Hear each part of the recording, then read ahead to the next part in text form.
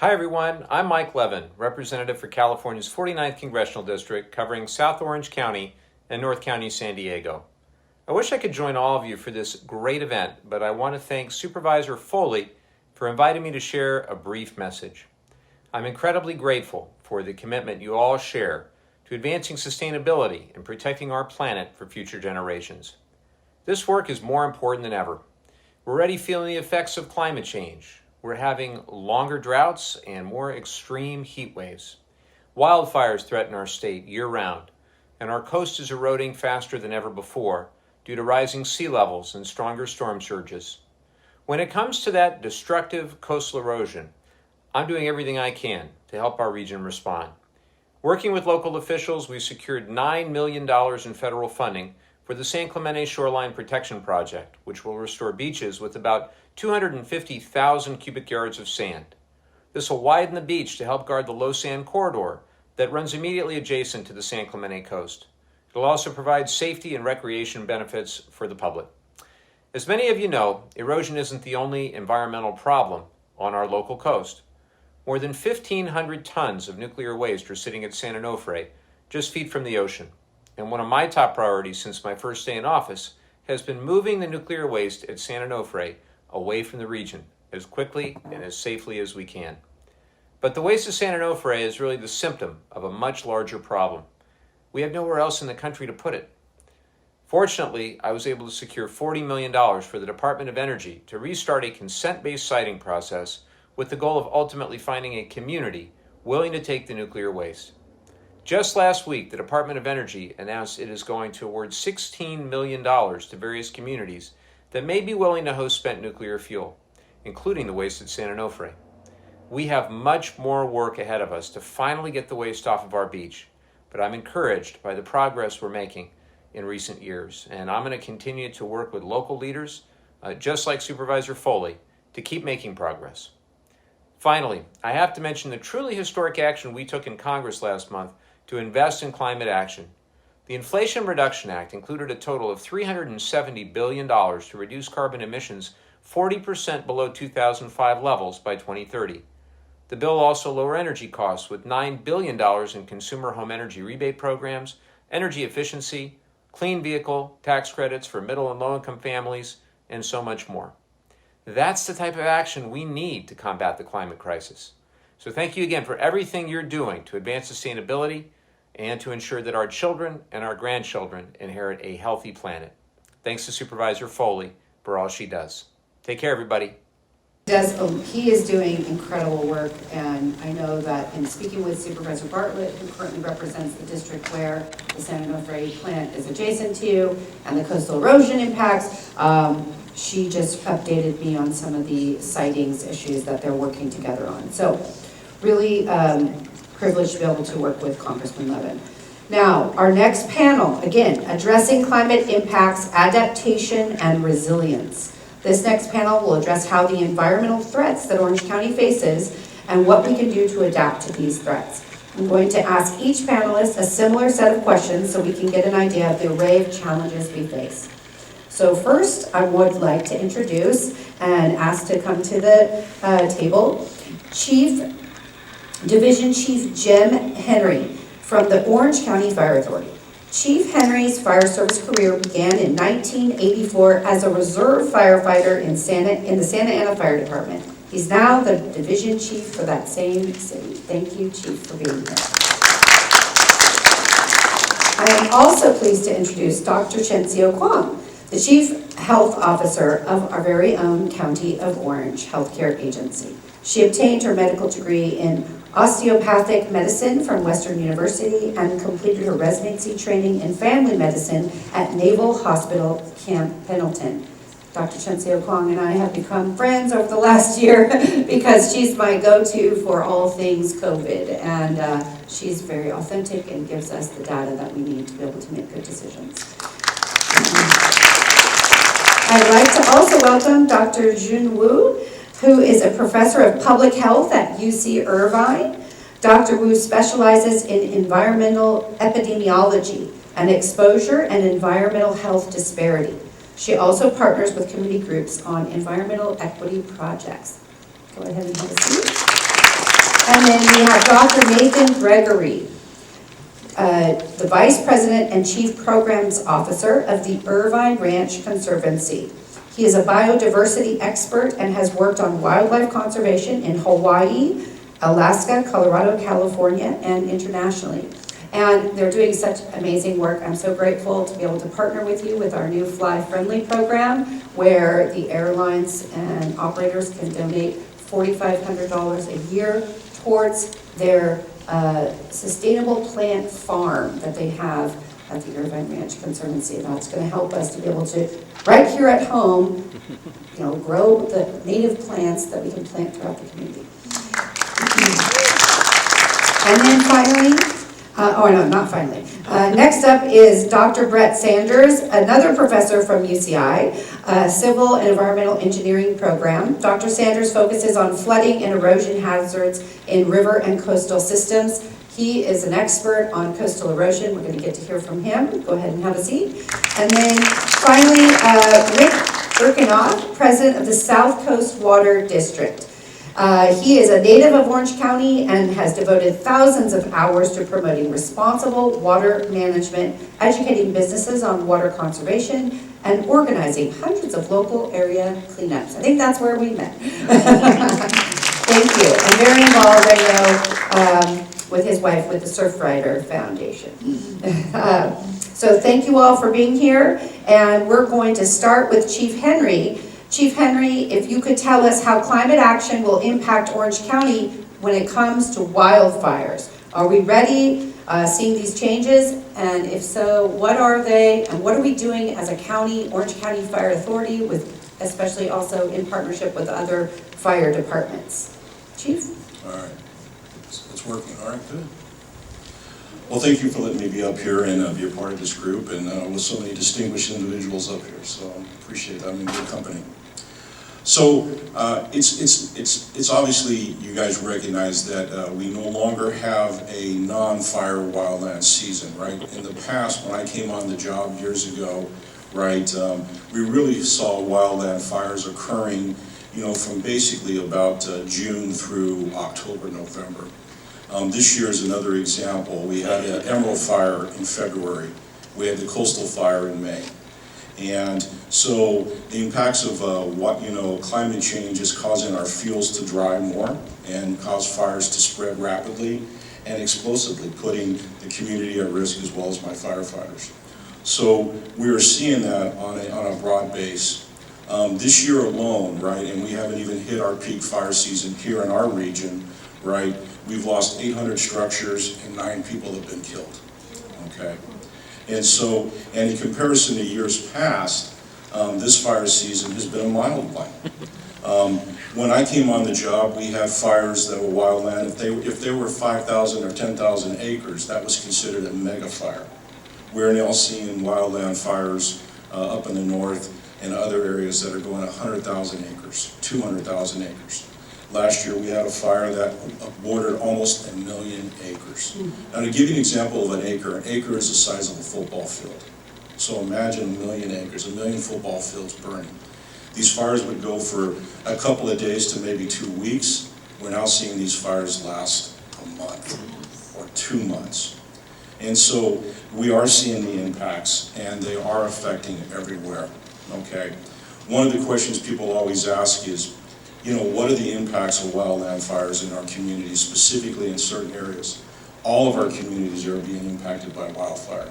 Not only the homes that are in direct threat to the wildland, but also our communities because of people being evacuated from their homes and businesses. There's a loss of revenue, and then obviously the health effects from being exposure to the smoke. And so we're seeing that everywhere. What are we doing in Orange County? Well, we partner with our communities, right? We ask our people to become aware, and that's the first part. Just like these types of events bring awareness. We also go out and do local community education with all of our education specialists. On our website, right, we have Ready, Set, Go. What do you do to prepare before a wildland fire happens? What do you do during it? And then hopefully, what do you have to do after that? And so we're doing a lot of outreach. We have over 1,500 members of the Orange County Fire Authority that train continuously, right? And all of our job is to try to prevent the fire from ever happening. If it does happen, though, we are ready to respond. We're all risk agency. We serve 23 cities in the unincorporated areas. We also work with the cities next to us, so we have what we call a mutual aid system that allows us to respond to regions around us, as well as ask for help when they come. Just last month, we sent resources out to Riverside. We sent resources up north. We sent resources to San Bernardino, and they do the same thing as well with us. And I'm happy to announce that our aging helicopter fleet, okay, is in the process of being upgraded. We have helicopters that drop about 380 to 400 gallons of water at a time, and we have just been approved to purchase two type of helicopters, or type 1 helicopters that can drop 1,000 gallons of water. We also partner with local private entities to with our utility commissions for what we call it, our nickname for it is the Hammer, but it's a Sikorsky helicopter, a twin blade helicopter that can drop up to 3,000 gallons of water. Wow. Now, if we can prevent the fires from ever happening, Yes. that's our first goal, but mind you that if it does happen, we are prepared and we're able to mobilize our forces quickly and efficiently. So can you share with us, what are the areas that are most impacted and most at risk in Orange County for wildfires? Well, like I said, all of the communities are impacted, but obviously homes that directly, touch, vegetation, all of those areas have a greater risk. Historically, right, fires burn in traditional areas. If you were to look at fires that have burned over the last 100 years, we see fires burning in the same corridors that they tend to do. So our canyon areas, right. But one of the things that we're seeing within the last 10 years is we're seeing our coastal areas now being impacted at a greater effect than we've ever seen before. And part of that is because of the fuels that we're seeing drying. Just an example, the Emerald fire that happened down in Emerald Bay, Laguna Beach in February, we saw explosive fire behavior, okay, in fuels that we don't typically see until August. This is February, that's supposed to be our rainy season. Now it doesn't help that, we're in a multi-year mega drought, okay, that our summers are getting hotter, that we're seeing less and less rain. And from what I understand from our National Weather Service, we're expecting another dry winter. And so you're seeing it across the board. So I'd probably say that our biggest change is that we're starting to see bigger fires affecting our coastal region outside of what our traditional norms would be, which would be like our canyon areas and other areas. So we had the Laguna Niguel fire as well, and that's considered to be coastal region because, Yes. as I understand it, the spark that started it and then the coastal breeze basically blew the fire uphill. Is that Yes. what happened? That is correct. Yeah, so talk to us about hardening. I know you have a great program on how residents and businesses can harden up their properties. Can you share with us how that helps? Absolutely. So obviously making sure you have defendable space, right? That is making sure that you don't have vegetation right up next to your home, right? You don't have combustible sidings. So in our older communities, right, we didn't have the codes that required that. So in our newer communities, we are having those codes, so you have non-combustible sidings like stucco. Obviously, we no longer have wooden roofs anymore, but tile roofs and stuff. But if you have an older home that's in that community, one of the things that you can do is inspect your screens on your attic fence to make sure. So there's new screens out there now that stop even the smallest embers. It's also being aware, right? Paying attention to the signs that you see out there when people are out in that area, making sure that you have spark arresters on your chimneys, making sure that you don't have open flames in non-approved areas. Obviously, the use of any type of illegal firework or anything like that, right, that all plays a factor in it.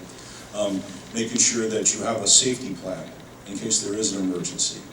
And then you can go to our website, and it's Orange County Fire Authority or OCFA.org, and you can find a tremendous amount of information out there. I've also left some information out there, but it talks specifically what to do when you have, weather, defendable space, things like that. It goes into great detail about hardening your homes and making sure that your home is fire safe as much as possible. And I have to emphasize, obviously, making sure you have working smoke detectors and doing safety escape routes in your homes and all those kind of things. But also, if you had an emergency, what to do, where to rendezvous with your family. Recognize that cell phone service may be impacted. But more importantly, if there is a fire in your area and law enforcement asks you to come to evacuate, please evacuate, okay? Because if there is a fire in that area and we know that residents haven't evacuated, then I have to divert resources to, make sure that those people get out. Nagel press conferences where he talked about how climate change is impacting our wildfires and contributing to like a year-long wildfire season. We're never out of fire season Yeah. now, and that's really what it comes down to. We're never out of fire season. From January to January, that's where we are. So what, talk to us about some of the efforts that the Fire Authority as well as other fire departments are using in terms of controlling the vegetation, the types of tree plantings. I know it can be very controversial because there's an interplay between the timing of when you trim trees so that you don't impact the habitat that's living in the trees, but also for the safety of property and people. What are we doing to address that, the vegetation issue? Well, I will defer to the Conservancy group next to you on some of those things, but as it relates to, if your trees are trimmed and they're not extended over your home, right, if they got fire, they wouldn't, have an opportunity to catch your place on fire. We work with community groups, we work with Conservancy groups, we work with homeowners associations to make sure that your areas have defendable spaces, right? We call it a fuel modification. And some of it's done by, maintenance crews. Some of our fire departments use goats, right? So the city of Laguna Beach uses goats that they bring in to, basically chew up the brush and has less of an environmental impact that way.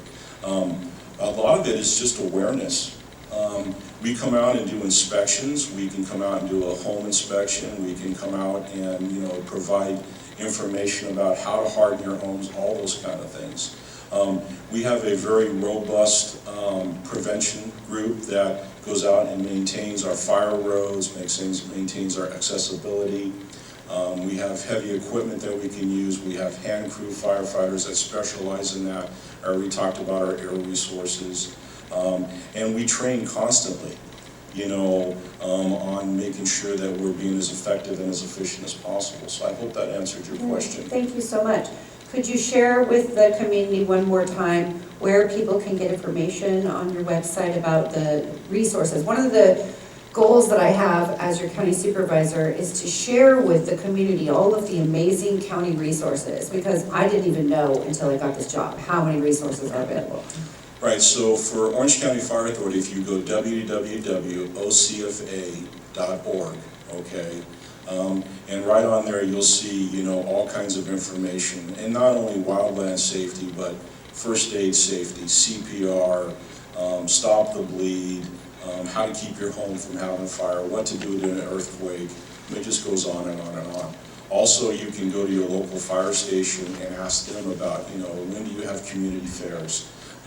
We do an open house, right, at our fire stations and annually, and you don't have to wait for those types of events, though. You can come and our personnel, if they're not on an emergency, are happy to spend time with you, because our goal is really to prevent the incident from ever happening. In the meantime, what we're asking, right, is just be aware, right? If you see that the fuel modification behind your home, the sprinkler's not working or it's not being maintained, contact your homeowners group, contact your city officials, contact, your county representatives as well. Thank you. Okay, next we're going to turn to Dr. Chinsio-Kwong, and can you talk to us about what health impacts do Orange County residents face, or what impacts will they face as a result of environmental threats like climate change, wildfires, air pollution? We're unfortunately already seeing the effects, right? We've just gone through 2 years of pandemic, and just like what Chief said, even before the pandemic, we were dealing with more wildfires, and wildfires do affect everyone. You could be living in the wonderful, on the coast, but if you're going to breathe in that air, you're increasing your risk for cardiovascular illness, stroke, heart attacks down the line, right? Because your vessels start to harden, you have more inflammation. You're increasing your risk for asthma if you've never had asthma. You're increasing your risk for chronic pulmonary disease, even if you don't smoke. So there's so many risks that comes with just a wildfire. Now you compound that then with vector-borne illness, with the droughts that have been happening in the higher heat. We see a lot of mosquito illnesses spreading, right? We've got West Nile. Some areas of the country are seeing chikungunya, which we never really heard about, right? Unless you're overseas. Chikungunya, if you haven't heard about it, it's transmitted by a mosquito as well. It causes severe pains in all of your joints. So severe that, I mean, everybody who comes out of it is just thankful that they're out of it. And sometimes that pain lasts for months. And I unfortunately saw it when I was overseas, and I said, I hope we don't ever see this in America, but we are starting to see it. Lyme illness, you probably heard about Lyme illness, and this chronic fatigue, fibromyalgia, and the long-term viral effects. And then we have COVID. You know, we are going to see more and more what we call zoonotic illness. So illness infectious disease that occurs in animals that will be transmitted to humans as they lose their habitats. As these animals lose their habitats, unfortunately, then they will be closer to humans, and then we have transmission of illness from them to us that has never happened, or hasn't happened at the rate that it's happening now. We have the emerging infectious diseases will continue to elevate in the upcoming years.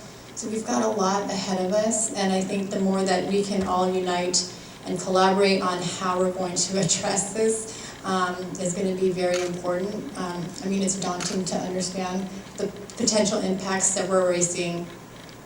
What is the county doing to address some of these impacts? So right now we are so focused on response, you know, on reactivity, because we just went through the pandemic, and we're just trying to be that safety net for the individuals in our county who don't have resources, don't have services, and providing medical services for them. So we actually need the help of the community to work on the long-term efforts as well as the short-term efforts to be prepared and ready. We also need the help of the supervisors to help get resources to activate a team to really focus on climate. Right now, our environmental team focuses on testing the waters of beaches when we have floods for bacterial levels, but you know, preventively, there's not much, right? Because we need the funding to be able to expand services.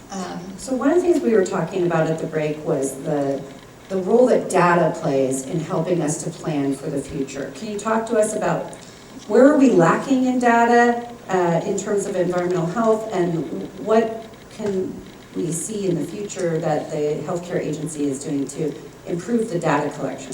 The data that we have collected primarily is around death, right? So anytime there's death in the community, I get to see it, right? and we get to see the reasons why. So we work with the coroner's office to look at the deaths related to children and adults.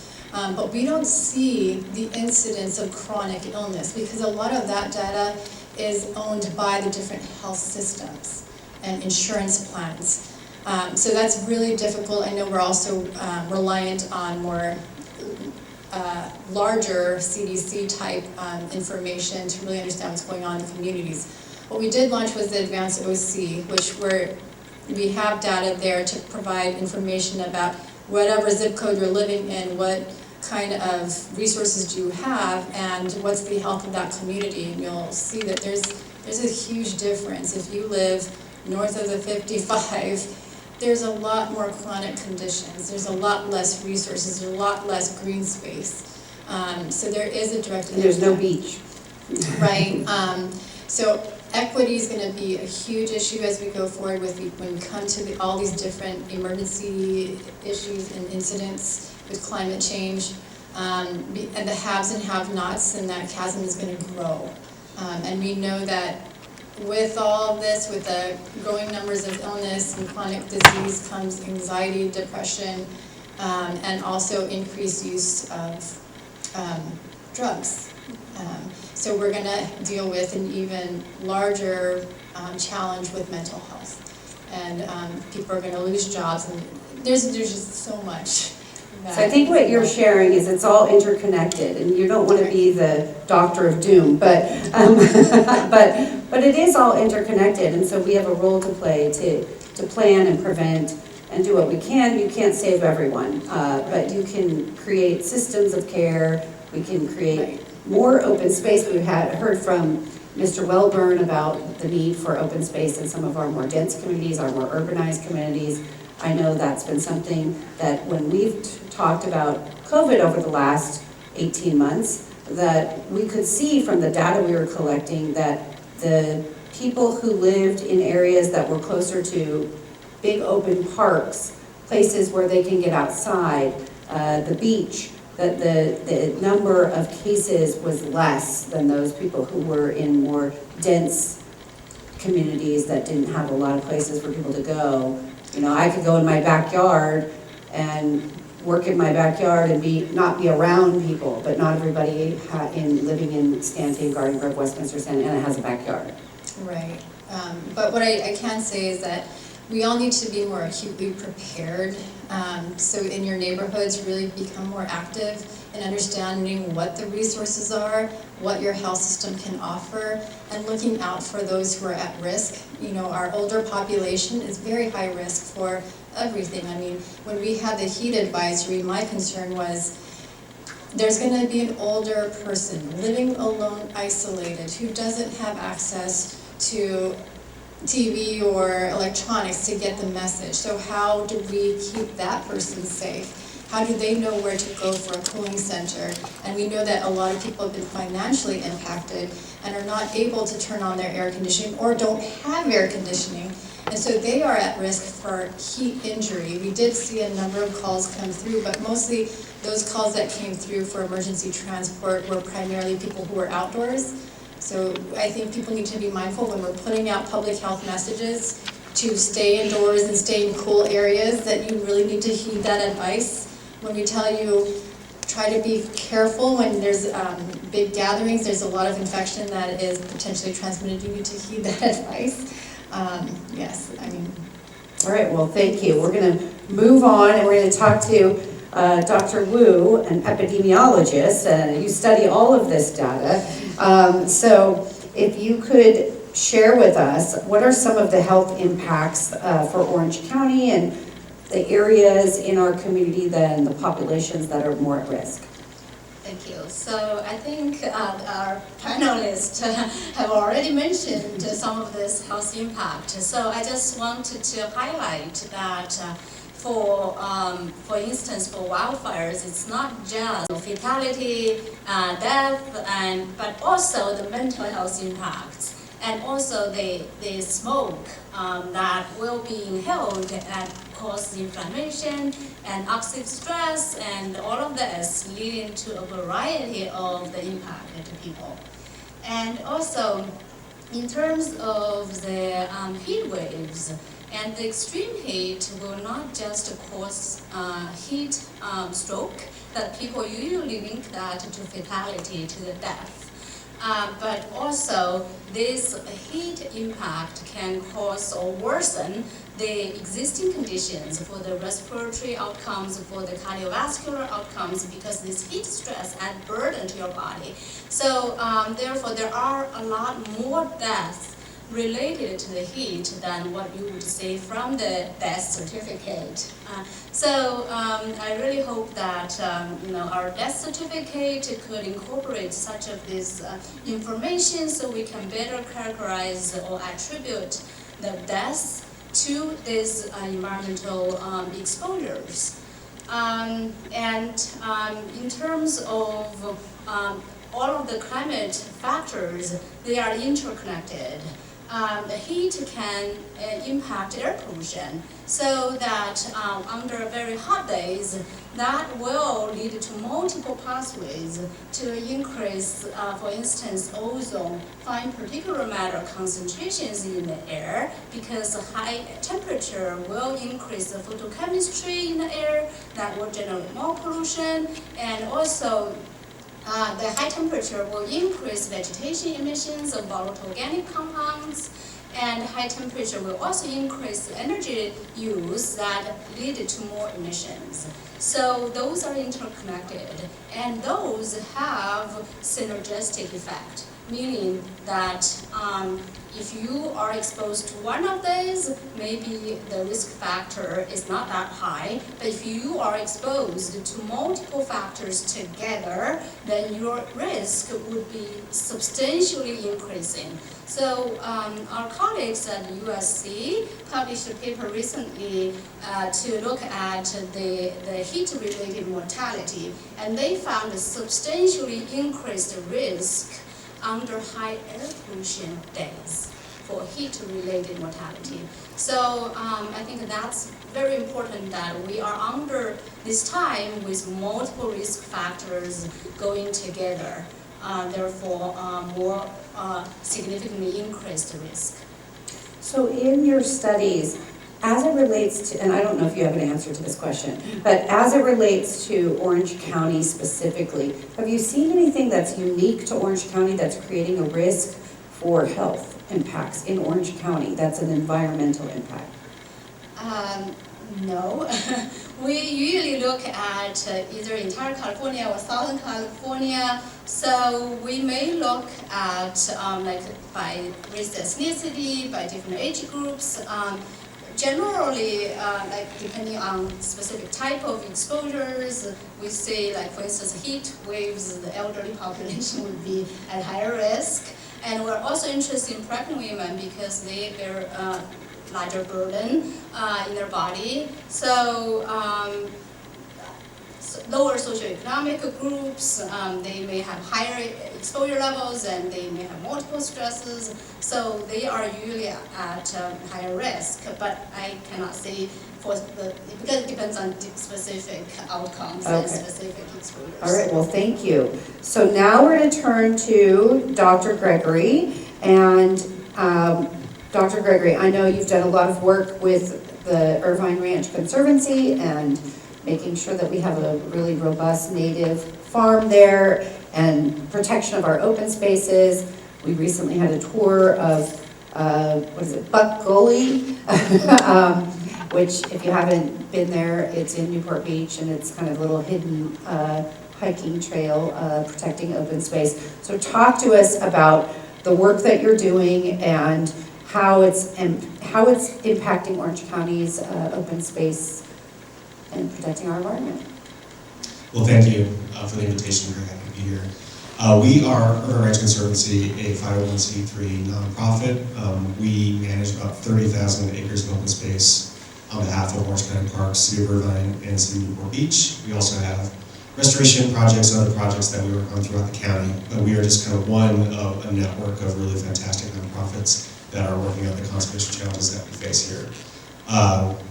In terms of our big threats that we face, it's invasive species, particularly plants, especially invasive grasses and mustard, which create flashy fuels that are part of our fire hazard. Too frequent fire, as I was going to allude to, is our #1 conservation challenge in the county. Probably the historic frequency was about every 50 to 100 years. We're now seeing fires occur in some areas, especially inland, about every 15 years. And that kind of repeated fire favors non-native species, degrades our coastal sage-grouse habitat, which is found here in Southern California and nowhere else. One of the very rare Mediterranean type ecosystems around the globe. We are a biodiversity hotspot. So if you think about the value that Southern California has globally in terms of biodiversity, we are right up there in terms of amount of species found nowhere else and the amount of threat that we face. Climate change is just this force multiplier for all the things that we have to deal with. And so with increasing fire frequency, we also have increasing drought, which we talked about the fuel moisture issue already. We are seeing oak death in our oak woodlands. These are critical habitats in this landscape because they provide shade, they protect the watersheds. As we lose those oaks, it can take decades for them to grow back. So what are we doing? We are trying to restore native habitat where possible, thinking strategically in the future about creating habitat corridors that will allow species to adapt under future change.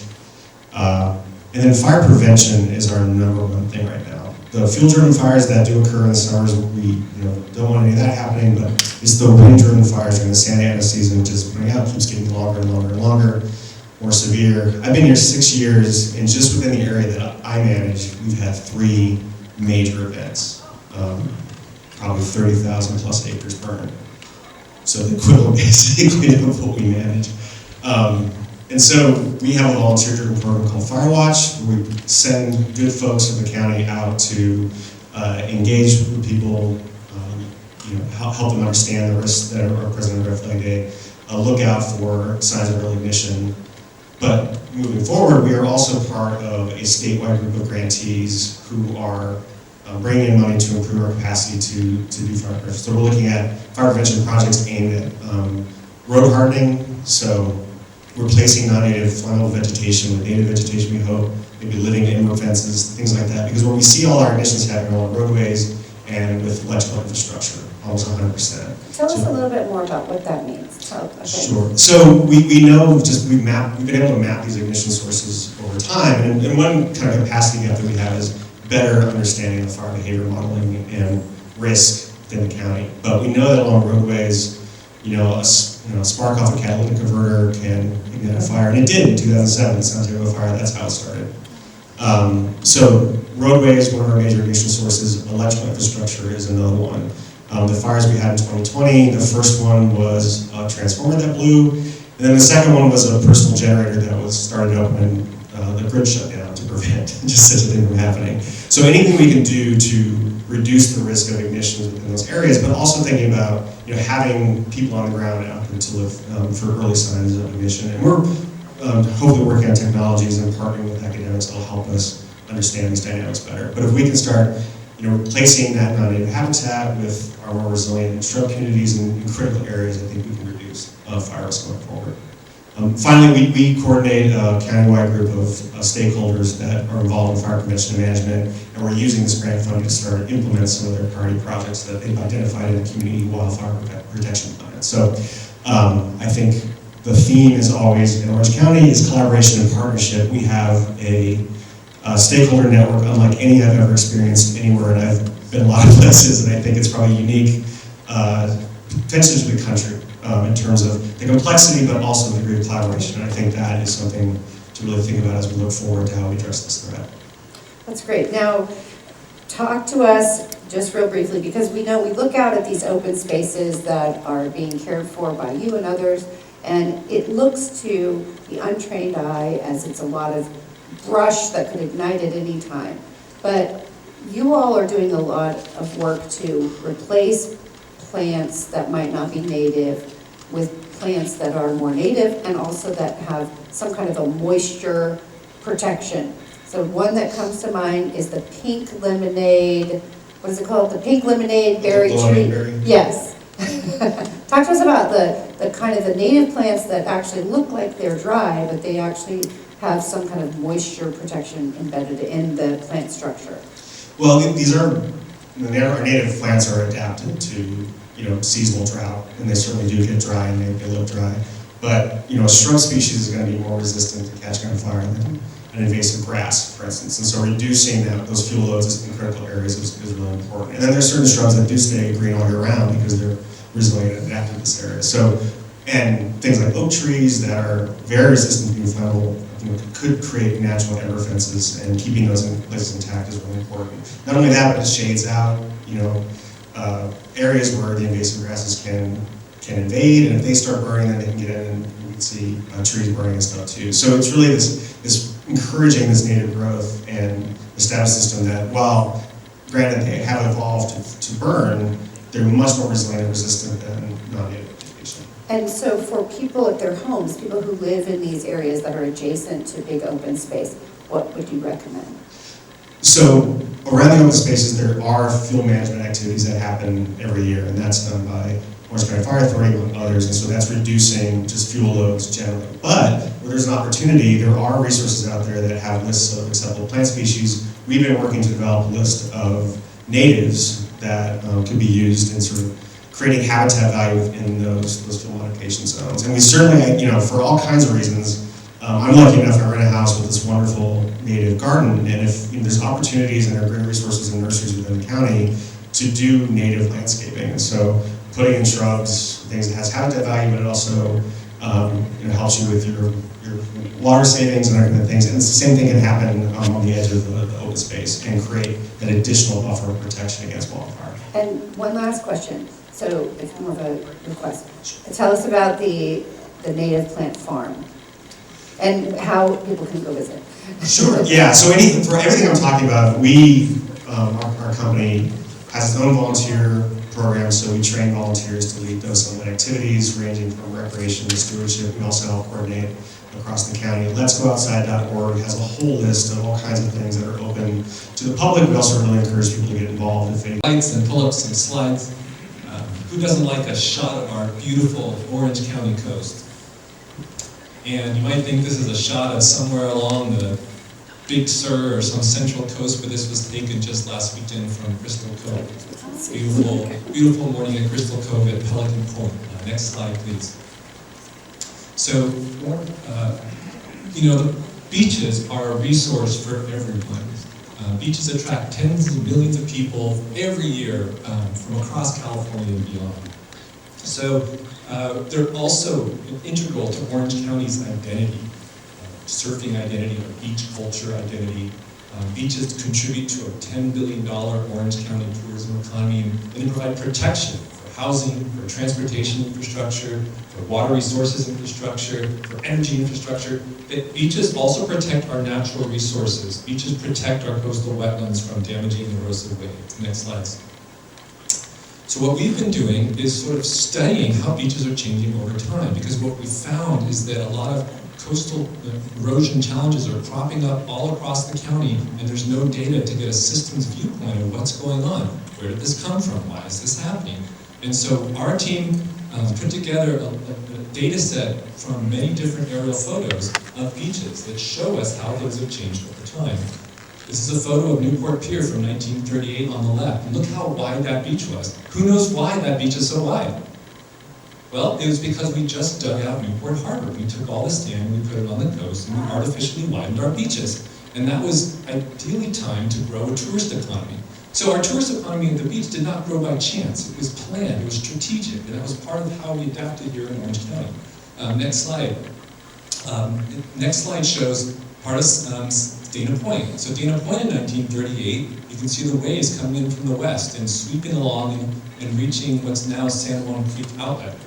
And as the harbor was constructed in the 1960s, that did get in the way of the waves moved. So if you put up the next slide, please. There's now a wall that blocks the way that the waves come in, and that's affecting the way that the South Orange County is being impacted now that we have this increased erosion. So one of the messages I want to share today is that a lot of what we're seeing along the coast is human-induced impacts. Okay, and so the good news there is that human-induced impacts are things we can sometimes undo because we can change the way what we do things. Next slide. We put together a team led by Daniel Kolf, who's with us today, who went ahead and just mapped how Orange County has changed all along the coast for the last 100 years, every 100 meters along the coast. This is a brand new data set. It's now publicly available at this website, and Daniel's the creator who's with us today, and he'd be happy to talk to you about that. Daniel, can you stand up so we can all see you? Are you here? Thank you. We're thrilled to release it. He just put it on a blog post, and if you'd like to have access to the data, we'll be happy to share. Can we get that for our website so that we can attach that to this program? Absolutely. Okay, wonderful. His team joined with a diverse group of students from UC Irvine who got together, and next slide please, they put together this story. What this shows is for every beach across Orange County, how it changed over the 20th century. Did it get wider? Did it stay the same? Did it get more narrow? The green is areas that got wider. Wow, look at North Orange County. It's going like gangbusters. Most of the northern coast has been getting wider and wider and wider over the 20th century. Central Coast was a mix of a little bit of everything, but South Coast, Dan and San Clemente, we heard from Congressman Levin, they're facing a crisis. That beach has been narrowing. And look at all the red. That's all the areas that are seeing a decline in beach width. Next slide, please. So we're also now looking with satellites and drones and all sorts of innovative technologies, putting together a data set to try to characterize how the Orange County coast is changing. And we would be delighted to partner with the county to continue this work. Next slide. These are what we get from our satellite records. This is Huntington Beach. Look at how Huntington Beach is doing. Their beach is getting wider and wider and wider. We're plotting beach width on the y-axis versus time on the x-axis, from the 1990s to the 2020s. And what we can see are beaches that have gone from being 120 meters wide to 200 meters wide, nearly doubled in size over the last 50 years. So Huntington Beach has figured out how to have a stable coastline. Next slide. This is Cotton's Point, where we've had a crisis in Orange County, where we have seen the railroads come to a halt, where we've seen homes threatened by unstable soil. We see railroads that are falling apart and needing repairs. And this is an area where we saw a somewhat stable decline. Next slide. We saw a somewhat stable decline up and from, next slide please. From around 1990 to 2010, there was a somewhat slow decline. But then since 2010, we've seen a rapid decline of those beaches. They quickly quickly diminished. And so this is a problem that if we had data 10 years ago and we were looking at this, we could have been more prepared. And I think that's why it's so important we put this data together now and see the rest of the coast and how it's changing. Let's do that. Next slide. So here we are. This is Capo Beach, where there was once a beach park where Clay Thompson would shoot hoops as a kid, and he went on to play for the Golden State Warriors, and now that beach park is gone. This is a beach that many in Orange County would love to walk along, but it's disappearing. And here we are with a little Tonka truck trying to hold back a massive ocean, trying to protect the Union Pacific Railway and Metrolink line and Pacific Coast Highway. This is just such a tight squeeze. What are we going to do about these challenges? Well, my point is that our solutions aren't going to come from trying to solve the problem at the end of the line. We have to get to the root cause of the problem. So as we step back a little bit, next slide, we need to think about a systems viewpoint. What's driving these changes? How do we control the drivers of this problem? And as I mentioned to you earlier, a lot of the drivers are what we do as sort of a community here in Orange County. So next slide. We need policies that will increase sediment supplies from our rivers. County of Orange owns the river channels of Orange County. We can work to make more sand come down those channels and deliver sand to the coast. Next slide. Two cities can work on strategies to take sand out of harbors and get it out to the coast. Next slide. To deal with sea level rise across California, many parts of the world, we've taken sediment and we've used it to just move development up to higher ground. That's something we need to be doing. Next slide. Wetlands can adapt to higher sea levels with managing sediment. Next slide. Dune restoration should be a priority for Orange County. Dune restoration is a really healthy way to help beaches grow taller over time, all by themselves. Next slide. And lastly, regional beach nourishment programs. Sand moves along the coast at a larger scale than an individual beach, and so we have to be thinking about sand conservation at that scale. So now let's go to the next slide, which looks at the crisis for Orange County. Supervisor Foley asked for solutions, and I'm coming with solutions. Great. By the way, I am loving this presentation. It's great for a planetarium, isn't it? Yes. Okay, so I hope you all can appreciate what we're looking at right here. This is a view of the Orange County coast from Dana Point south down to Cotton's Point.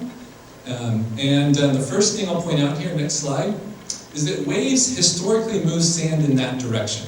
So near Cotton's Point, sand moved to the south. Near Dana Point, sand moves south, and near Cotton's Point, sand would naturally move north. Okay. So one of the things that Dana Point did was disrupted that little bit of movement up north. So next slide. So now, as sand comes out of San Juan Creek and San Mateo Creek, what we'd like to do is sort of increase the amount of sediment coming out of those channels. One of the reasons we have less sediment is drought. That's been a problem. But another reason is that we design all of our land development and all of our stormwater channels to trap sediment. Okay? So by design, for the last 5 or 6 decades, we have decided that the way we want to design our infrastructure is to trap sediment. Well, that's now resulting in a crisis along the coast because we don't have a supply of sediment. On top of that, next slide, we have a, next slide. There we go. There is some deflection of the wave energy happening near Dana Point Harbor, where those waves that used to come in from the west, as you saw in the picture, they would strike the coast and they would take sediment down, are no longer moved, deflected in the same way. They're changed. So we need to study that. I'm putting together a team right now to try to collect data and study how the sediment is being redistributed right at the outlet of San Juan Creek. We'd love to partner with the county on that study. Next, as we armor cliffs all along the coast, it's understandable that property owners would want to protect their properties. But it's also clear that when you armor a coast, you starve the coast of the sediment it would naturally get. So those steps do cause harm to others. So it seems like we need some sort of policies in place that if you're going to armor a project to protect your property, you also need to compensate in some way. And lastly, next slide, we need some mix of sand replenishment, shoreline stabilization, managed retreat strategies going along this coast. Congressman Levin talked about a sand nourishment project, which I think makes a lot of sense for this stretch of the coast. And I want to point out that sand is sometimes looked at as an environmentally unfriendly solution. But I do want to point out that sand is a natural part of these ecosystems. On the left-hand side is a natural beach dynamic. And you have sand in yellow along a sort of a bedrock bluff and an ocean wave. And when you have sand in a system, beaches can be super smart. You probably never thought about that, a smart beach. The reason a beach is smart is because during the summertime, we have mild waves, and the gentle waves push sand onto the beach and make it wider. That creates this buffer, this defense that prepares itself for the storm. And when the storm comes in winter, the sand is there to dissipate the wave energy. So it doesn't damage the railroad tracks, so it doesn't damage property, so it doesn't damage wetlands, all the resources that sit behind the beach. In addition to that, the reason it's so smart is because the sand piles up in a bar offshore. And what the bar does is it creates shallow water. And the shallow water forces the wave to break. And then the wave energy is dissipated far offshore instead of right on the rocks, right on the infrastructure, right on our highways. So what we saw at Cotton's Point was we saw that rapid thinning of the beach once the sand was gone. It quickly erodes away. Once we put in those hard structures, we need enough sand in the system to really let it function in a natural way. So next slide. Lastly, I will point out, I don't want to come across as like sand is the only solution, okay? I just think it's part of the mix that we need to seriously look at. We can't just discount it. This is data on our beach width trends I shared with you earlier, along with our history of sand replenishment in Orange County over the last 100 years. The circles represent where we've put our sand, okay? There's clearly an association between where we've put our sand and where our beaches are wide and protective. And there's also association where there's not been put any sand and where we face a crisis today. We have starved our coast of sand. It's a reality. Ecosystems naturally will have some sand. So next slide. We're facing rising sea levels. That's part of the challenge. Things are going to get worse. Data goes back into the 1920s and 30s. The sand came initially in large volumes because we created many ports and marinas all along the coast in response to the need to build up a national defense. We needed to have military harbors. We needed to have a strong navy. We needed, basically coastal harbors and ports all along the Orange County coast as it built up to World War II and everything else. So in the process of destroying our coastal wetlands, we created wide beaches, and that's reflected in the volumes of sand. If you look at the volume of nourishment over time, though, if you look at more recently, there's still been disproportionate amount of sand placed in the northern Orange County coast compared to the southern Orange County coast. And all I could say is that it's a difference in local leadership. I think that you would say that well, that seems easy to fix. I would say that in northern part of the county there was an awareness that there's a need to kind of proactively address sort of the erosion problems of the sediment and try to keep. Well, and I know, like the city of Newport Beach, for example, I know that when they dredge the harbor, that sand goes right back into the beach. They put that sand into the beach. Sometimes they can and sometimes they can't. If the tiniest bit of contaminant, they're forced to take it miles and miles offshore at great expense.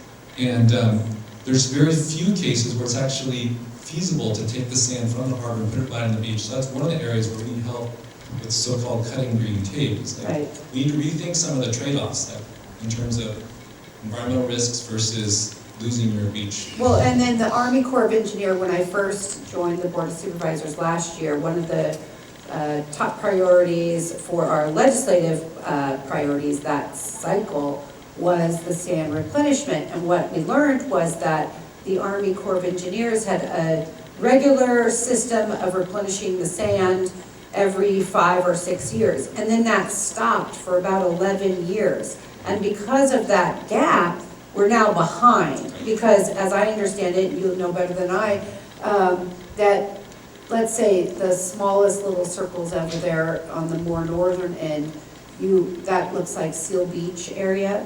You put the sand there, and then it takes 5 years to move down to the, let's say, the Laguna Beach area. Is that right?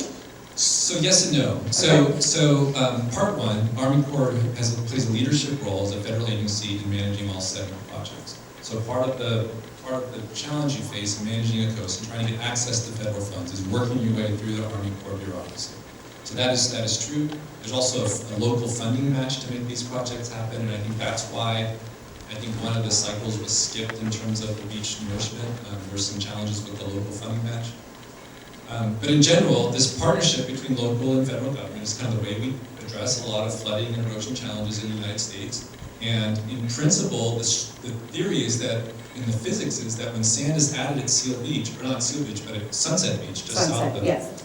the waves will work it all the way down to Newport Pier before it tends to go offshore. So that sand generally doesn't go into the lagoons. Okay. And that's the end of what's called the sand Peter slope. But yeah, but it's clever and it's smart and strategic to think about adding sand at sunset and letting it benefit all the beaches south of it. And that's been the strategy from North Orange County. It has a systems viewpoint, how sediment's moving. I think South County doesn't have that right now. And they really need to put together, and we've been delighted to work with them, to put together a systems viewpoint on how we're going to sort of provide the sand that stretch of the coast needs, in partnership with understanding the ecosystem impacts and understanding the benefits to safety and to protection against storms and things like that.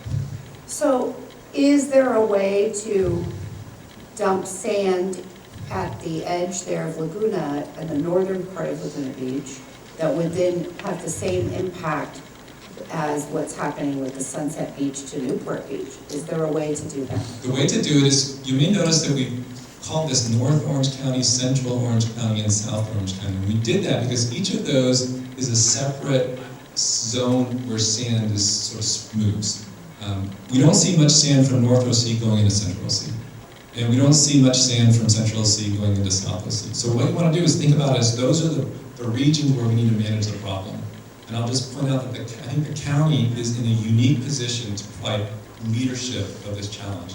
Because the county, as I mentioned, is sort of the regional scale at which this problem exists. The county owns the flood control systems, the county owns the harbors and the ports, and can coordinate with all the cities across the region. So I think the one for South Orange County, if you're going to place sand, it's unclear right now where the best place to do it. We're finding in our analysis that the movement of sand along the coast between Dana Point and Cons Point is actually really complex. There's sometimes waves from the south and sometimes waves from the north. And so, that's something that we need to dive into more and understand so we can develop a systematic strategy. Okay, my last question. I know we've gone way over time, but I think it's very helpful conversation. So my last question is, you mentioned the sediment issue and how we put up barriers to having the sediment flow. One, what is the reason that those barriers were created in the first place? And two, what are the solutions? Great question. So those barriers have to do with the fact that coastal challenges, coastal problems, coastal projects involve so many different agencies, authorities that are what we have. Army Corps, Coastal Commission, Regional Water Quality Control Board, Fish and Game. Ask any sort of developer, anybody trying to get anything done along the coast, it is so hard to navigate through all those different organizations. And we really haven't figured out how to do projects in California that are more streamlined. It takes 10 years to plan a project to kind of try to, do some sort of sustainable, coastal project. It's so tough.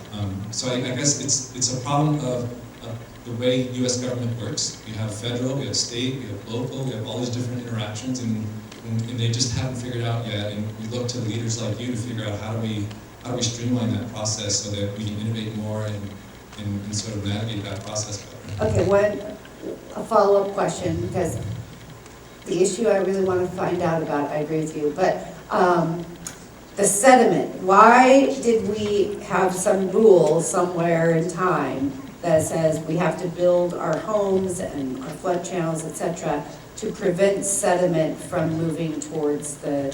Great question, really good question. So we experienced some disastrous floods in the 1852, 1853, and then again in 1930s, another, 1938 I think was another big flood. Sediment and big floods with debris and rocks and everything else. I don't know if you saw the news from Pakistan, these crazy floods with like water and sediment and rocks. Well, Santa Barbara. Yeah, right, that's Southern California. Those are the kind of sort of hazards we face here. And so we wanted to grow an economy. We needed to build structures that we felt would protect the community of Southern California from these really dangerous storms. So our strategy was, why don't we keep all the sediment and all the rocks and everything else way up in the mountains, block them there. We'll create these streamlined channels that are narrow and sleek, and we'll zip the water out to the coast and quickly move it along to the coast. And that was our strategy. That was the thinking. They didn't view water as a resource that needed to be conserved at that time, right? So they viewed the rocks and the debris as a big danger that we need to protect communities. But unfortunately, what we're left with today is an infrastructure that's not good at water conservation, it's not good at water quality, it's not good at delivering sediment to the coast, but it's a really high maintenance system to sort of keep all the sediment out of it. So we built this infrastructure, unfortunately, systematically across California that is poorly designed for sustainability. But that's an opportunity. And in my mind, it's a massive opportunity for California because we're talking about unprecedented investments into infrastructure. What kind of infrastructure do we want? How do we want it to perform? We are at risk of reinvesting into the same technologies we built, 100 years ago. And what I would argue is that what does that new technology look like? And so we're trying to think about what that might be, and we're delighted to partner with the county and figure out what's feasible, what's practical. Great. Well, this has been a great discussion. Thank you for your presentation. Thank you. And one of the priorities that the county has right now is storm water capture to address that very issue of the water just flowing directly out into the ocean, and how do we capture that water. So we are going to have our next panelist talk about water. But before we get to that, I want to recognize Brenda Emmerich, who is with our Costa Mesa Fire Department, joined us. And also, we have arranged so that you all can have your lunches in the planetarium so that we can continue, because we're running a little behind. But I hope you all agree that the discussion and the information has been valuable and worth running behind schedule.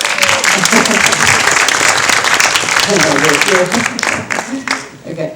All right. So with that, thank you so much. My mind is just spinning, and those on my team know they're fretting when we get back to the office. All of the list of projects that we now have to work on. Right, Alex?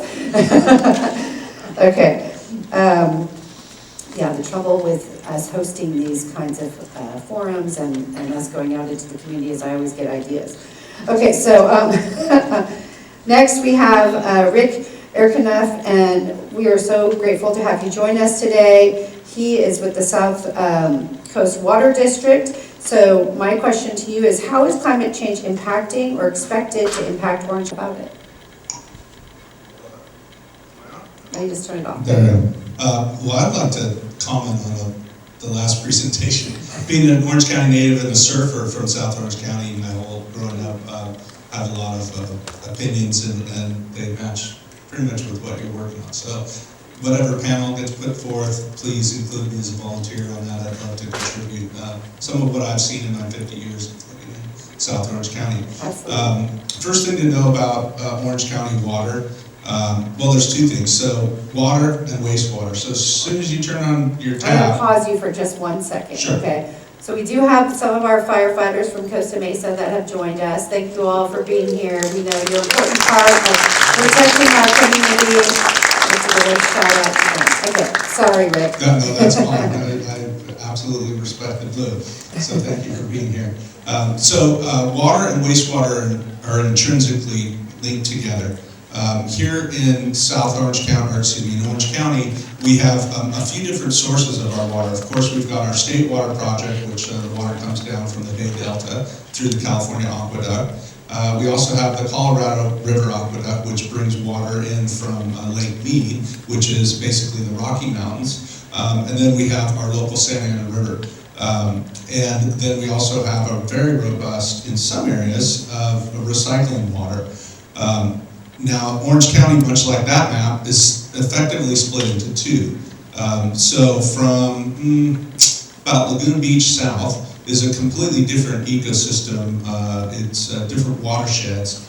So in the South County, where I represent the South Orange County water area, we don't have a robust aquifer. We have basically an underground stream in the San Juan Creek. And again, that's been channelized and you know, cement, and so we're very challenged. We don't have what the Orange County Water District has.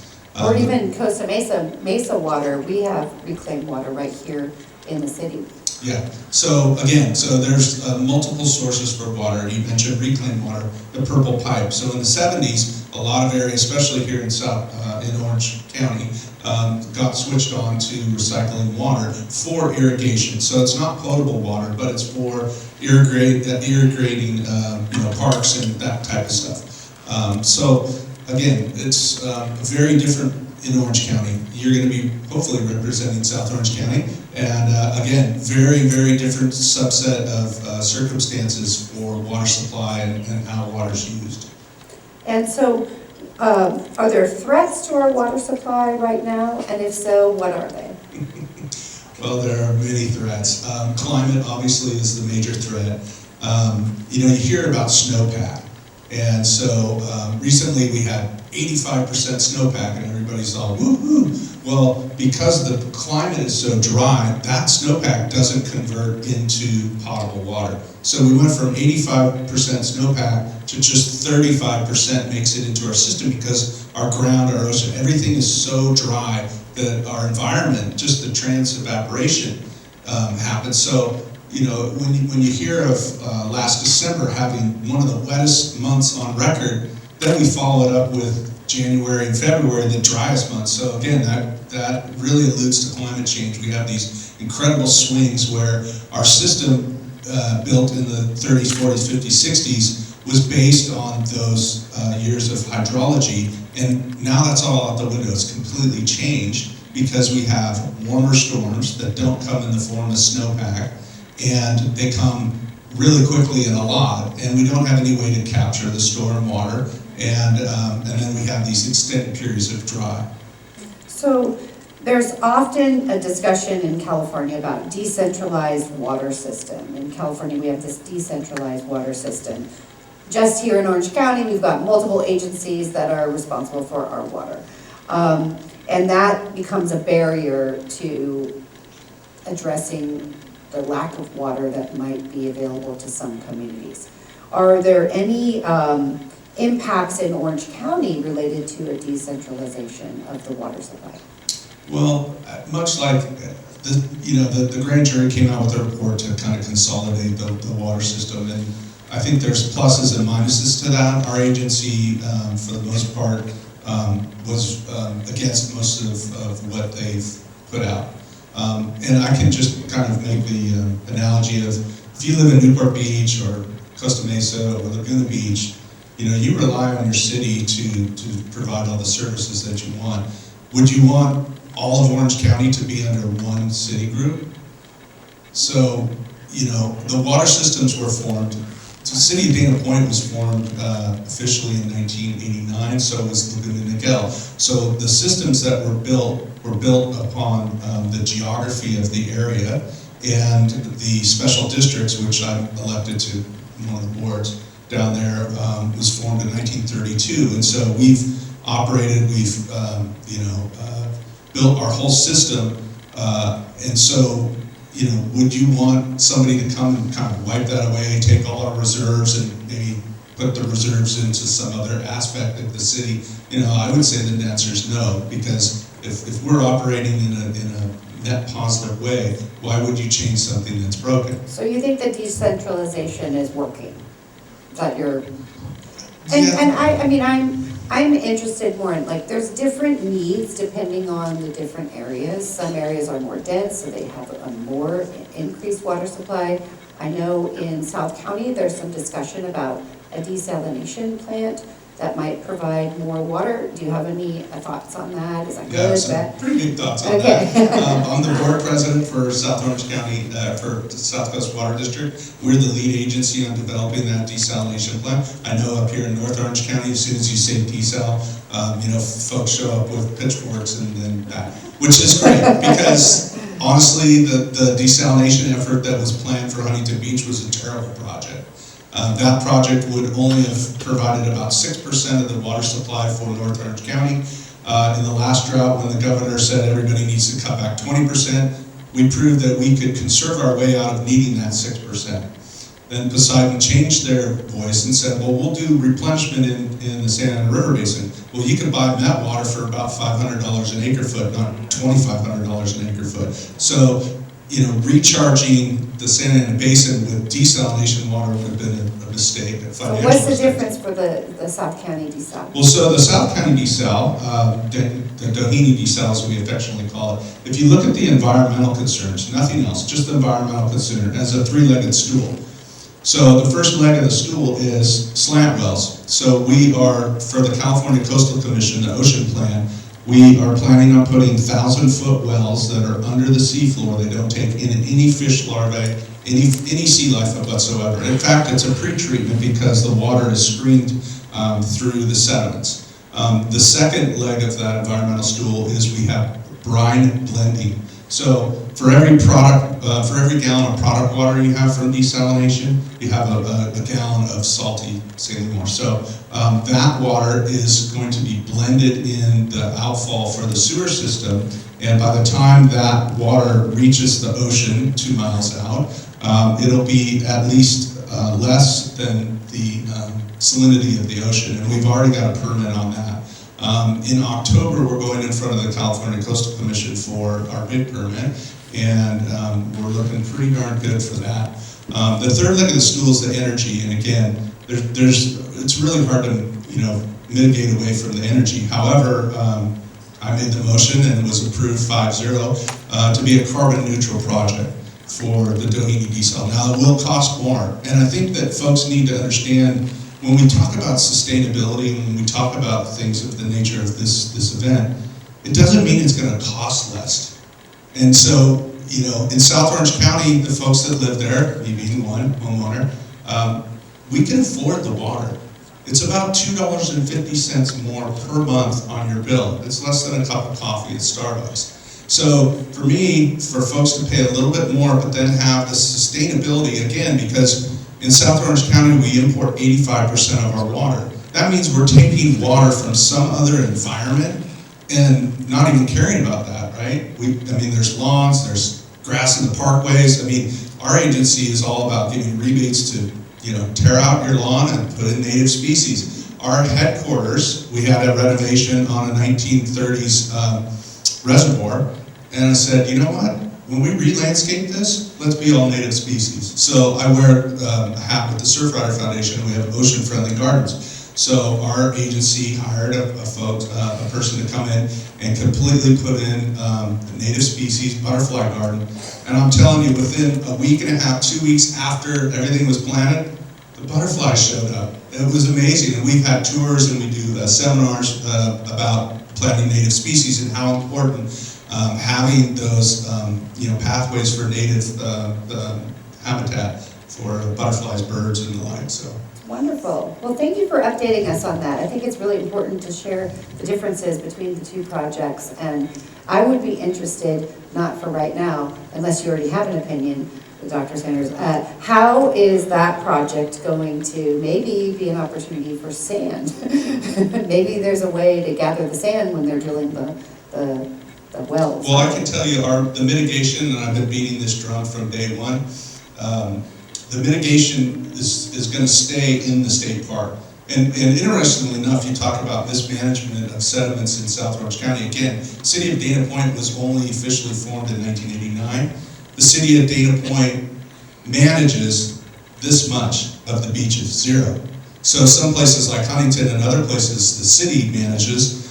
City of Dana Point doesn't manage anything. It's all county and it's all state. So, the city of Dana Point, we have a robust... I just got there last year, just to remind you. No, so again, it's and again, it's all the way up the watershed. It's every city that's in South Orange County, and again, we're built on this 1930s, 40s, 50s mindset that when it rains, we got to get that water to the ocean as quickly as possible. We have all of our flood control channels that are cement lined, so we're not providing any more sediment. And again, 250,000 cubic yards of soil were excavated for the harbor back in the 60s, and all that was dumped at San Juan Creek mouth, and so it, again, takes 30, 40, 50 years to wash down, and now it's being washed away, and now we have this crisis that in my lifetime, I've never known anything different than these big wide beaches that were effectively planned. They're like, hey, let's put it on the beach and let it wash down. We'll have nice wide beaches and volleyball courts. Well, we don't have a natural supply because it's all choked off. So we're going to most likely be forced into bringing sediment into our area. Now, there isn't sediment necessarily planned for the mitigation of the desalination plant, but the campground is effectively going to be closed, visioning the campground there because Doheny is one of the most visited state parks in all of California. So we're really proud to be a partner with the state parks and kind of upgrading them to modern times. Excellent. Well, thank you so much. Really great. Okay, so before we get lunch, I'm going to ask the question that I've asked of the other panelists, and I'm just going to go down the row, and we'll start with you, Chief. So if there's one thing that you would like the County of Orange to do to advance resilience, what would it be? Well, hello? Do we have there we go. As it relates to wildland fires, I think the biggest thing is awareness. The fire service as a whole says that wildland fires are not a fire department problem. They're not a community problem. They're an us problem. And we're all being affected by that. I think I'd like to see more events like this being done by the county to increase awareness, to create opportunities for partnership, as well as opportunities for people to engage. And I think that's the biggest thing. I'd ask the community to, I am one now. I'd ask the communities to be aware. Your home doesn't have to touch a wildland area to be impacted. We've identified that, obviously. And I think we all need to be a part of it. It affects all of us. We talked about health. We talked about awareness, prevention, mitigation, and response. And I think we all have a piece of this. Our insurance costs go up every year, right? We need to engage our utilities. We need to engage our communities, education and awareness, and all of those things that we talked about. So I certainly appreciate the opportunity to come and speak to this. And I would leave you with this again. Contact your local fire department, contact ocfa.org for understanding what you can do to keep yourself safe in a bunch of areas. So thank you. Thank you. Dr. Chinsio-Kwong? I have to agree with Chief. I think it starts with education and awareness of the community and the community involvement and true engagement in finding solutions, because our healthcare system is so strained over the last 2 years. We will not have the ability to manage all the chronic illnesses, and if anything, from the county perspective, we're just trying to prepare ourselves to work more closely with our emergency response team to deal with all the emergencies that are going to come our way. So again, we need everybody to be aware and engaged. Thank you. Dr. Wu, if there's anything that you would recommend that the county do to advance resilience, that we're not doing now. Yeah. Okay, so one thing is to coordinate with the cities. For example, for the cooling centers, I don't know whether any of you have used the cooling centers. One. So I think there's a disconnection between what the government think, okay, it's good for the community, for the public, and what the community members think about whether they want to use that. For instance, for the cooling centers, there are multiple factors the community members do not use that.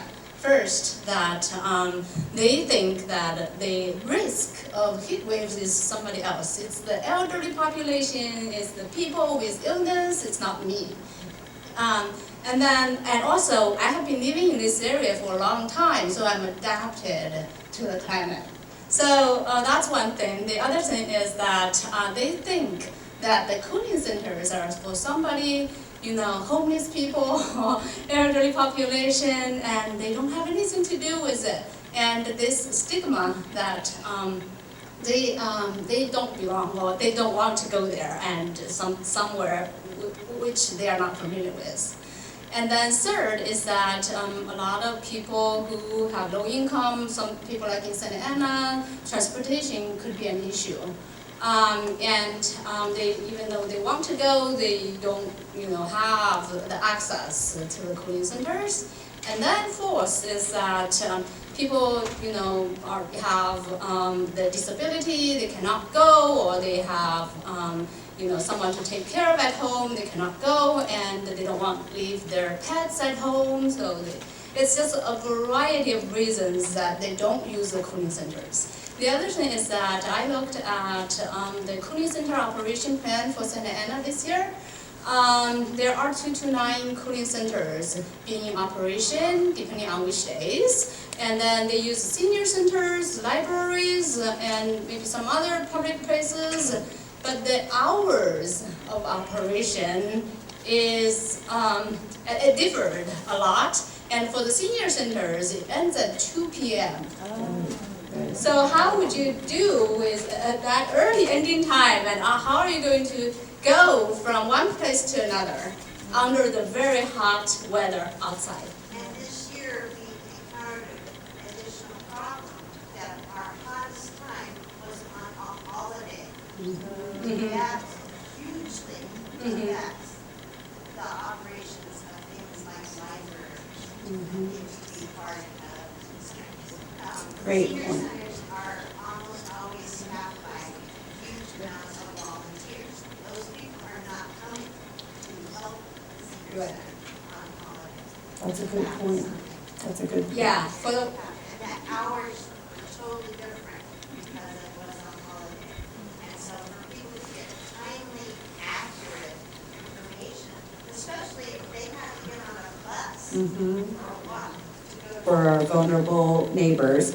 I had my team go and put together a list of the cooling centers, and we went to 211 and we pulled the list, but the list was not updated. And so my office updated the list and then we got it to the Sheriff's Department and to 211. So I do think that you've identified what we experienced ourselves is that we need a more regional approach to making sure we know where all of the cooling centers are. And we have one central location where people can go for that information. I know that we are working on that. And as you were speaking, I got an idea. Because I think you're right. Like my grandma, she's 95. She would not go to the cooling center because she would not just want to be sitting there by herself at the cooling center.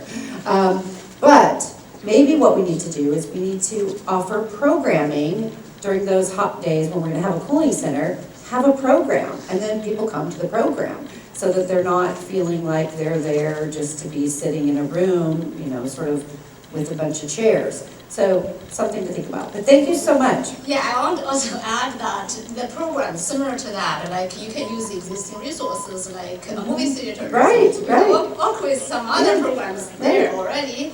And also when you consider the locations of the cooling centers, you should also consider where are the vulnerable populations. For instance, in Santa Ana, some places there are pockets where you don't have air conditioners, right? You have the estimation of the penetration rate of air conditioner. So then you may prioritize these areas to have the cooling centers. Right. Very good. Thank you for that. Okay, we've got 3 more to go. So what would you recommend the county do that you haven't already said to support resilience? I mean, just reiterate, I think at the county level to prioritize fire prevention in a comprehensive way. So emission reduction, infrastructure hardening, and ecological restoration, and then also identification and communication to most vulnerable communities. And then leveraging, I think, authority to bring the relevant state-owned agencies and utilities to the table, like Caltrans as an example. Great, thank you. Dr. Sanders, same question. Great, I have two things. Okay. The first, we need a sediment tracking system for Orange County. We need to know where the sand is, how wide are the beaches, where's the sand offshore, what channels have sand, where's it being mined, where's it being blocked. So that we don't have that today. Okay. You know, I was thinking like we're trying to solve the problem without getting the source. So let's track the sediment, build a system. Second thing that I think would be hugely impactful for Orange County is to put together a plan for multi-benefit infrastructure projects. What I mean by that is that the county is the owner and the operator of major channel corridors, open spaces, parks.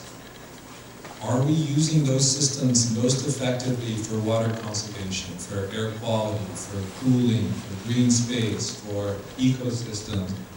When we design the next channel, the number one thing that's going to be looked at is whether it provides flood protection. Everything else falls by the wayside. Let's reinvest in infrastructure that is multi-benefit, benefits across the county, and we don't know what that is yet. So I think that we need a team to look at that. Okay. And where is Aviva? Is she here? There you are. Is that going to be part of our climate action plan? I just walked in, so I'm afraid Okay. I didn't hear.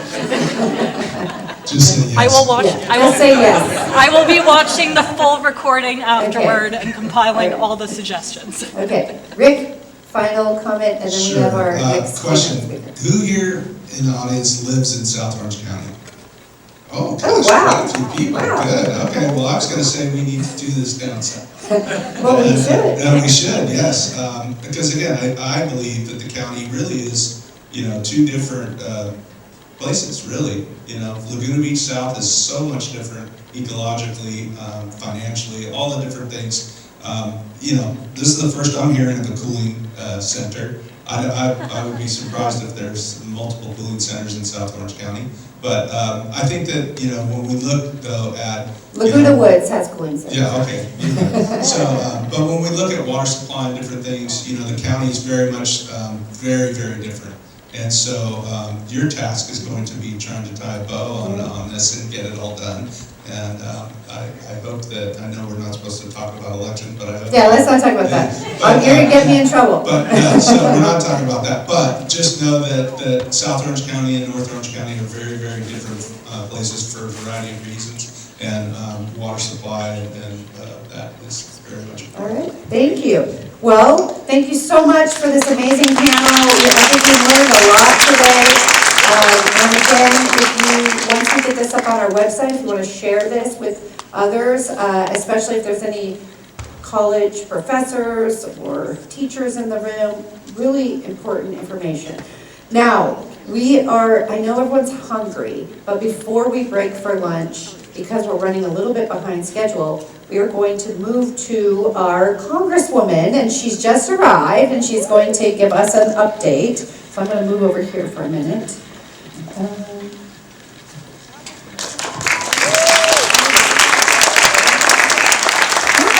Sorry we're running behind. We've been having really amazing conversations. Okay, so I don't think that I need to introduce her, but Katie Porter, who is our Congresswoman, and who, you're actually going to speak from up here, but who has been doing amazing work, who recently brought the Secretary of the Interior to talk to us about water and what we're doing, who recently helped to secure $300 million, I think it is, for water infrastructure here in Orange County, and recently brought the Secretary of Energy to Orange County to talk to us about building a green economy and what does that look like for Orange County and for our future. So I would love to have her give us an update on what are you doing and how do we transform Orange County into a hub of really a sustainable community that's really targeting our workforce and building for our future. Thank you. Good afternoon, everybody. It's really great to be here. I got a chance to hear some of the earlier panel discussion, and it's really wonderful. I want to thank Supervisor Foley and Orange Coast College for bringing everyone together in conversation today. I get so many questions from constituents about climate change, about green energy, about what to do and when to do it and how to do it, and people need more ambassadors in our community, neighbors and friends who they can ask these questions to. So thank you all for learning, for educating yourselves, and being willing to go out in the community and be those ambassadors. It has been a busy year in Congress. We can't always say that, to be honest with you, but this year has been very busy. We've gotten a lot done. So I'll run through some of the most important laws we've passed. Many of them are multiple year efforts, so we're just at the beginning of this big multi-year push toward moving toward a greener economy. The bipartisan infrastructure law was passed last year, and it will invest over $50 billion to modernize our water infrastructure and to improve drinking water across the country, as well as make billions of dollars of investment in electric vehicle infrastructure. So think about charging networks in places where they maybe don't exist, so that we can have more vehicles going farther with charging. The Inflation Reduction Act, which was passed recently, is going to make landmark investments for our environment, including $4 billion for drought relief targeted to western states, and $25 billion for nature-based approaches to reduce the harms of climate change. So think about things like coastal resilience, about green carbon capture, and so those two things together are by far and away, each of them on their own would be the largest investment we've made in green energy. Together they represent many multiples of the biggest investment we've ever made. I also want to mention a third bill that I think gets less attention when we talk about climate, but is really, really important, and that's the CHIPS and Science Act.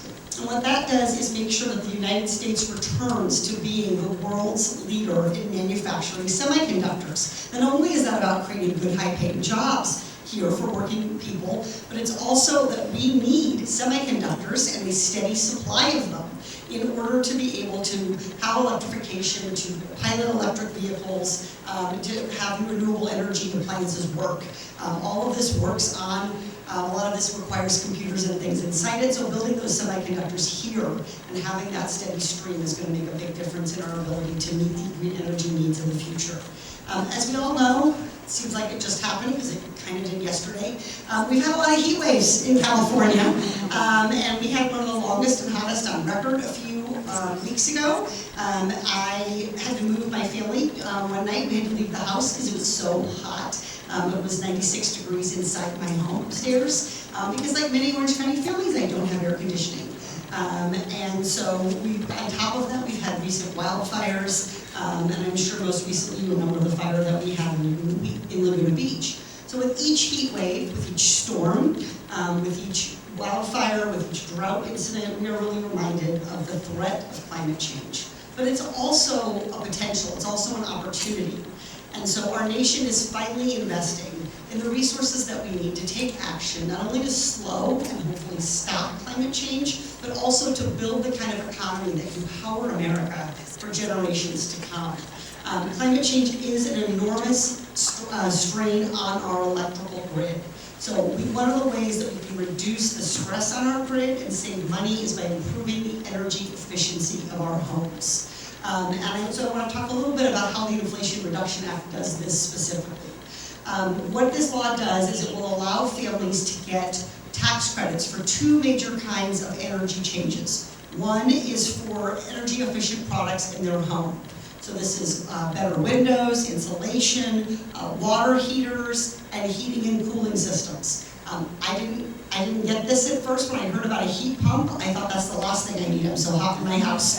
Heat pumps keep you cool. They're just very badly made. They keep you both warm and cool. And so we have the ability to, part of this program is to give people tax credits and rebates to make these things affordable for every American. So I recently had Energy Secretary Jennifer Granholm here, and we toured a family in Irvine that has already been saving money on utilities. They actually get money back from their utility company every month between solar and their energy efficient appliances. They're actually generating energy for the grid rather than drawing down on it. And so the goal here is to help families get these energy efficient appliances. And we have a lot of aging housing stock in Orange County, and so we have a real opportunity to upgrade these appliances. The second big bucket, besides the energy efficient home appliances, is for electric vehicles. And so the bill would provide, the Inflation Reduction Act provides for an expanded credit for electric vehicles, which means manufacturing of solar panels, manufacturing of wind turbines. And so boosting the domestic manufacturing of those things, combined with the semiconductors that help run them, really allows our economy to be energy independent as much as possible, as well as energy resilient. So those are some of the things that we've been working on. I know Supervisor Foley had a few questions. I don't know if we have time for them or not, but I will tell everybody that with regard to these rebates and credits, it is a little bit complicated. I wish it were more clear, but I'm going to get a whiteboard and I'm going to make it clear to everybody what's coming and when. But I think the general takeaway is there's some substantial electric vehicle benefit available now in the last few months of 2020. It changes, but it continues in 2023.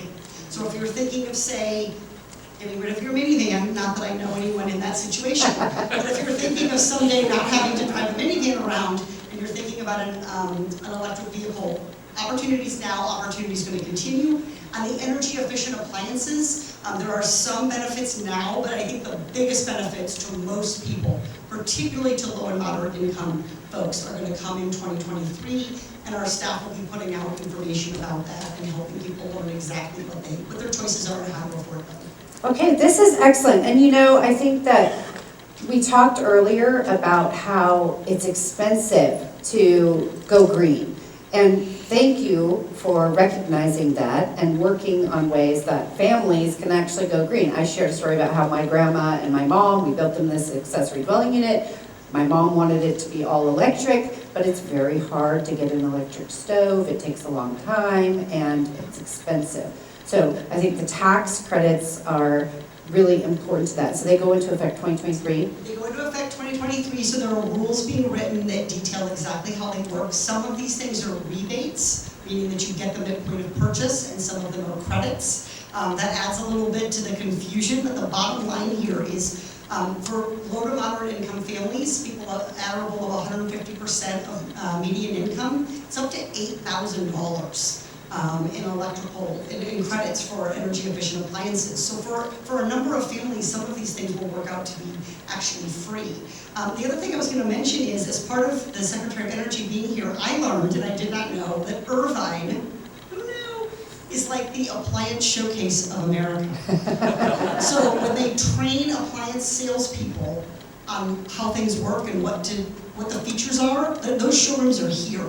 And so we'll be working to make sure that people have a chance to do what I got to do, which is I went to tour this home, I looked at the electrical stove, and I said, I hate electrical stove. I have a gas stove. I'm a gas stove person. Like, I can't be waiting around. Like, my kids are hungry. I have no patience. I need that water to boil like fast. No electric stove. And they turned on the new induction electrical stove, and the water boiled in 90 seconds. And it's amazing. And the surface, the surface stays cool, so if you maybe, like me, boil over things sometimes, and they spill all over your burners, it's easy to clean up. It was truly amazing. So I think there's work to do to educate people that the appliances that they may be familiar with are not necessarily the ones that are available today. So I went from, hell no, I'm riding and dying with my gas stove, to where do I go to get one of these, and let's hurry up and get that out the door.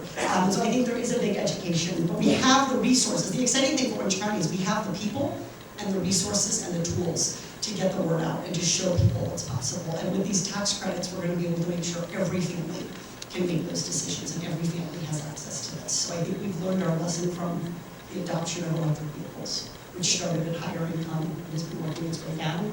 But we're not going to do that. We're going to open the doors for these energy efficient appliances as broadly as possible to all Americans right at the start. So from an equity standpoint, I think that's incredibly important. Yeah, I agree. Thank you. appreciate the same. I know my dad had an electric stove when I was growing up. I'd go visit him, and it had these coil burners, and they'd have to heat up. They get really red hot. Yes, those days are over.